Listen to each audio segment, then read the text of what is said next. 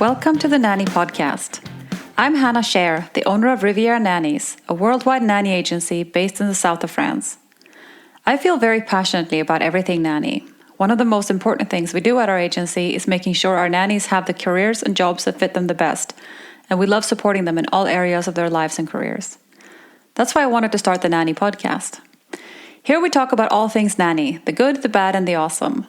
Thank you for spending some time with me today and for listening to our podcast. Welcome to the Nanny Podcast. I'm so happy you're here. Today, I'm guessing that the people asking for ugly nannies have a few things going on.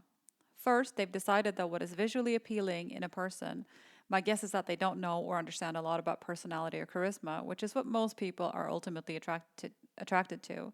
But they base their judgment on a person's physique, facial features, and grooming habits, maybe. If they met me, what would they think? Their ugly algorithm will probably put me in the ugly category. The other thing they have going on, apart from judging people around them based on their parameters of beauty, is a level of insecurity that makes me feel sad. I'm going to tell you a personal story about a nanny, my husband, and a very insecure wife who heard this story. A few years ago, we had a nanny do a trial with us. She didn't last long, one of the reasons you'll find out in a minute. But that was really the smallest of the reasons. She wasn't good with kids. She didn't have honest intentions, and she wasn't a good fit for us. Her flirting with my partner was mostly funny. So I came home from a meeting. My husband and I both work from home. I hear her fake laughing in the dining room where my husband is having lunch, and I know him, so I knew how uncomfortable that makes him. He gave me the help me look as he sneaked out when I came. She would ask him for computer help and have lingerie pages open when he came to her screen. She made inappropriate comments and was very flirty with him. I didn't like it, but it was really my husband who was most uncomfortable with it.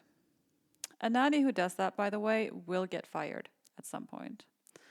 And nannies with this kind of intentions will never get through our screening process in our agency. It's very obvious to us what your intentions are, so don't even. So I was telling these stories to some friends at a party, and one of the moms gasped and was worried for me that he would leave me for her. To me, being in a respectful and loving relationship, that was not even on my radar. And also, if he wanted to be with her, I'm very obviously not a good fit for him, and he should leave. So she said, "But you don't want him to leave, do you?" And of course I don't. But he's not my prisoner, and we love each other and have chosen to live together, and most of all, we trust each other. Other people flirting with us is most of the time not a problem. And I don't want to be my partner's prison warden.